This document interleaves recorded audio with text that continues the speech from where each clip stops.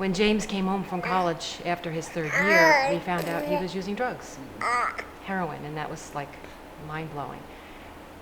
And so we don't know anything about that. We didn't know anything about treatment centers or drug use, and we made a call to our local parish priest, Father Mickey, who immediately said, you have to go to Hope House. And then this is where it really, I guess, we ended up at Hope House because James was at his lowest point in Florida, homeless, and living under a bridge.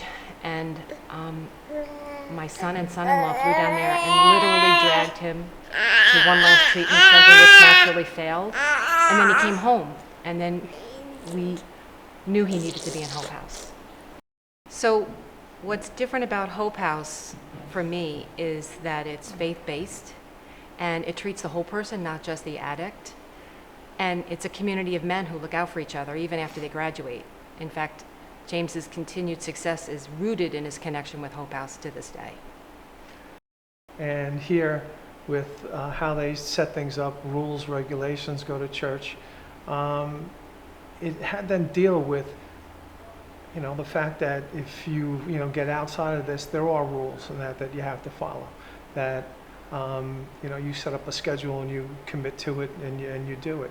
And they give them a little regimentation to, not that I want to say this is the army or anything, but I think it really helped them deal with the boredom and the downtime in life, that they wouldn't just immediately go use drugs, that it had them, getting into a better mindset, that there are other things that I could do. Thanks to Father Frank, he was able to finish college because he came out after his third year, go to law school, graduate at the top of his class, land a great job, and then he found and met his wife here, and has not only a beautiful wife but two beautiful children, the one you saw earlier. Yeah, we're incredibly blessed, and it's an absolute joy. So. I thank God every day for Father Frank and Hope House. Actually, it's really easy after what we've been through, and we embrace people asking us questions and offering help to other parents. We had no idea when we found James using drugs. Zero. We naive. Well, it changed our whole family. It didn't just change James. It changed his siblings. It changed us incredibly.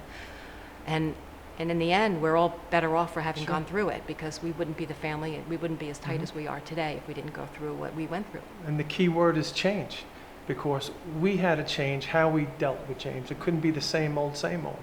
And, the day I had to kick my son out of my house, It was the worst day. tears. I mean, couldn't believe it. It's unimaginable.